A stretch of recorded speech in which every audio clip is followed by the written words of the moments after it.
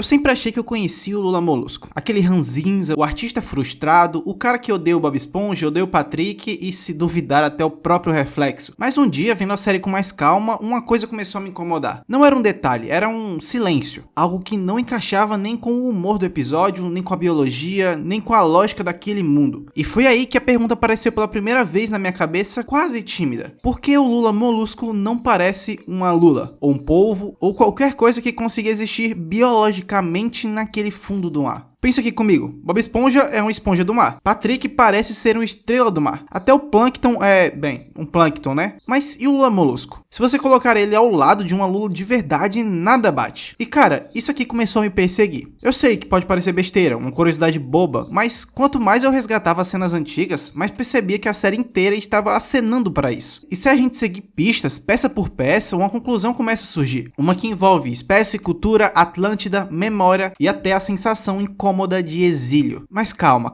a gente vai por partes aqui. Antes mesmo de entrar em teorias malucas, eu voltei para o básico. Como o Lula Molusco vive? Acho que é óbvio pra todo mundo, né? Ele tá sempre sozinho, sempre tentando manter uma rotina que ninguém mais compartilha naquele mundo. Música clássica, arte refinada, literatura, expressões exageradamente humanas. E ninguém na fina do biquíni parece entender ele. Mas quando eu digo ninguém, é tipo, ninguém mesmo. Isso por si só já é estranho, mas aí vem a parte realmente bizarra. Ele parece ser o único de sua espécie. Porque se você olhar com atenção, o Lula Molusco tem uma cabeça totalmente desproporcional ao seu corpo, um nariz meio humanoide, postura ereta demais para um animal marinho e uma face que lembra mais civilizações antigas do que a fauna oceânica. E talvez você esteja pensando que é loucura, que esse aqui é só um design dele mesmo e tá tudo normal. Eu também pensei por muito tempo isso, mas uma coisa mudou tudo. O episódio Cidade de Lula. A primeira vez em toda a série que vemos outros seres como ele. E todos compartilham não só o mesmo visual, mas um comportamento estranho demais para ignorar. A comunidade é inteira padronizada, decoração idêntica, rotina idêntica, um culto silencioso pela, entre aspas, vida perfeita. E acima de tudo, uma cultura obcecada por arte, música e isolamento. Além disso, eles também vivem afastados do resto da fenda do biquíni, cercado por muros, como se estivessem se escondendo. E é isso que muda a nossa pergunta. Porque se Lula Molusco fosse só uma lula estilizada, isso não seria assim. O normal seria ver centenas de seres como ele espalhados pelo fundo do mar. Mas não, tudo que existe desses seres é um grupo isolado, clandestino, vivendo como se guardassem um segredo antigo. Isso aqui pra mim não parece mais casualidade. Isso parece um traço genético. E a partir daqui a coisa começa a ficar grande. Porque quando você junta a estética deles, o isolamento, o gosto por artes, o comportamento uniforme de sociedade e sua presença mínima na sociedade externa, chegamos em uma hipótese que antes parecia absurda. Lula Molusco não é um polvo, não é um peixe, ele é descendente de uma outra espécie. Uma que não é daqui, naquele mundo na realidade. E não, eu não tô falando de loucura conspiratória, eu estou falando da Atlântida. E é aqui que tudo começa a fazer sentido de verdade. Quando você olha para o Lula Molusco, é fácil pensar que ele está ali desde sempre, né? Que ele faz parte daquele mundo, que nasceu, cresceu e envelheceu na fila do biquíni. Mas tem um episódio que ninguém leva muito a sério, que destrói completamente essa ideia. E eu tô falando do episódio Descobrindo a Atlântida. E se você assistiu aquele especial, como ver um musical divertido do Bob Esponja, cara, você perdeu metade da história, não só do Lula, tá? Desse universo. Porque naquele episódio, sem nem perceber, Lula Molusco entrega pistas que mudam tudo sobre quem ele é. Quando Lula e Patrick encontram um amuleto, quem é a primeira pessoa a saber exatamente o que aquilo significa? Quem explica toda a história dos Atlantes, sua cultura, seu passado, sua tecnologia, seu papel no oceano, é exatamente ele, Lula Molusco. Do nada, sem nunca ter mostrado antes esse conhecimento. Ele simplesmente sabe. E não sabe superficialmente não, tá? Ele sabe como um historiador nativo, como quem cresceu ouvindo essas histórias. E isso é estranho demais, porque o personagem mais rabugento e antissocial do desenho, que mal tolera seus vizinhos, sabe tanto sobre uma civilização perdida. E mais, por que aquilo mexe tanto com ele? Quando nós chegamos em Atlântida, Bob, Patrick e até a Cindy ficam maravilhados com tudo. Mas e o Lula Molusco? Lula Molusco fica simplesmente confortável, quase se sentindo em casa. Ele não só admira as artes atlantes, ele entende. Ele conversa com os artistas como se falassem a mesma língua, interpreta as obras com precisão absurda. E quando os atlantes o veem, não tratam ele como um estranho. Eles o tratam basicamente como um igual. Tanto que usam até mesmo o Lula Molusco como um modelo natural para suas pinturas. E talvez o detalhe mais assustador seja esse. Os atlantes priorizam exatamente as mesmas coisas que Lula Molusco. Isso vai desde arte, conhecimento, estética e o isolamento. Diz pra mim, isso aqui parece coincidência ainda? Além disso, os Atlantes do episódio têm pele meio azulada, narizes longos e arqueados, cabeças desproporcionalmente grandes, olhos arredondados e, diferente do Lula, claro, um cérebro mantido em uma cúpula de vidro. Entretanto, o Rei Atlante explica claramente que aquele não era um corpo original deles. Eles são uma espécie extremamente avançada, que acabou adaptando seus corpos para sobreviver num ambiente submarino. Isso aqui é canônico, tá? É real da série. E essa parte vira a chave, porque finalmente tudo faz um pouco mais de sentido.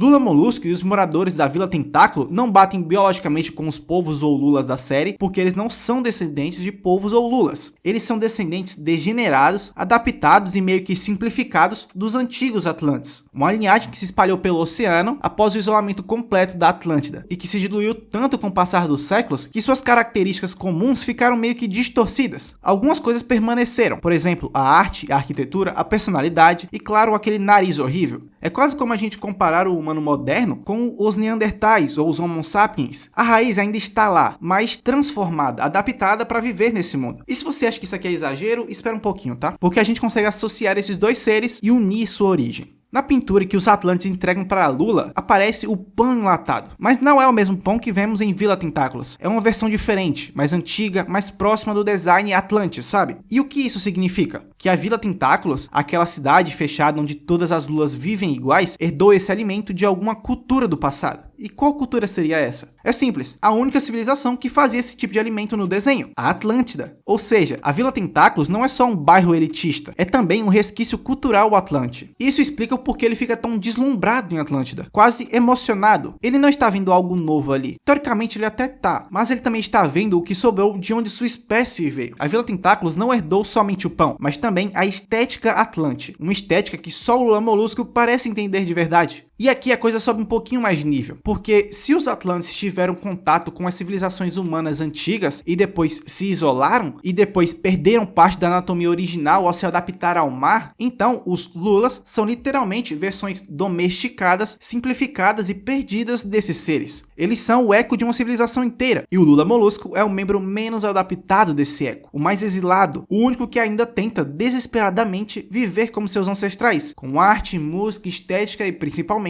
ordem. Acho que depois de ver todo esse contexto, entender tudo isso, você consegue olhar para o Lula Molusco e pela primeira vez ele faz algum sentido. Não como uma piada como a gente sempre viu, mas como alguém que nunca deveria ter estado ali. Alguém que nasceu no lugar errado ou na época errada, cercado por pessoas que não falam a mesma língua que ele, literalmente e culturalmente. E quando a gente consegue encaixar todas essas peças, a pergunta principal deixa de ser que espécie é o Lula Molusco e vira o que um Atlante esquecido está fazendo na fenda do biquíni. Porque é isso que o Lula Molusco é, um descendente perdido de uma civilização tão avançada que até esqueceu de onde veio. E talvez seja por isso que ele sofre tanto morando ali. Vamos voltar aqui para algo simples para vocês entenderem. Lula Molusco odeia tudo: o barulho, as festas, os vizinhos, o emprego. Mas e se isso nunca foi só mau humor? E se isso for algo como uma incompatibilidade com o ambiente? Ele pode estar vivendo simplesmente em um mundo que não foi feito para ele. Um mundo de esponjas que só sabem dar risadas e falar alto, estrelas que se regeneram, plânctons que constroem robôs, caranguejos que só pensam em dinheiro. E ele tá sozinho no meio disso, tentando tocar seu clarinete, um instrumento que nenhuma criatura marinha daquela região parece entender. Além disso, tudo que provoca desprezo na fenda do biquíni, a arte, o perfeccionismo, a disciplina, a estética, é exatamente o que define a Atlântida. Os Atlantes são, e sempre foram, seres movidos pelo intelecto e pelas artes. A própria arquitetura deles é uma prova disso. E Lula Molusco é o último sopro disso em uma terra que esqueceu sua origem. A Vila Tentáculos não é só um condomínio fechado com gente snob e uma rotina padronizada. Ela é provavelmente uma colônia atlante antiga, da época em que uma parte da espécie se separou da cidade principal, da Atlântida, para viver de forma mais simples, podemos dizer. E aqui a teoria deixa de ser divertida, né, e vira mais humana, sentimental, porque quando você pensa em Lula Molusco como descendente de uma civilização perdida, tudo ganha outra cor. Ele não odeia o Bob Esponja, ele odeia o caos que ele causa. Ele não despreza o Patrick, ele não entende a simplicidade, ele odeia a burrice, podemos dizer também. Ele não é arrogante, ele se sente deslocado do seu povo. Ele não é frustrado, ele só é incompreendido. Ele não quer ser melhor que os outros, ele só está tentando estar entre os seus. Mas onde estão esses seus? Uma parte podemos dizer que está isolada na Vila Tentáculos, vivendo uma versão deteriorada da cultura atlante, ou podemos nos aprofundar mais e dizer que eles estão desaparecidos junto com a Atlântida, que agora se esconde das criaturas do mar. E Lula Molusco é o que sobrou. Se juntarmos tudo, a conclusão é inevitável. Lula Molusco é descendente dos Atlantes que abandonaram ou foram expulsos da sua cidade original, uma linhagem perdida, culturalmente esvaziada e biologicamente simplificada. E isso explica por que em toda a série nada deixa o Lula Molusco realmente feliz, porque não importa o quanto ele tente, o mundo onde ele vive hoje não foi feito para ele, e o mundo que foi feito para ele se escondeu para sempre.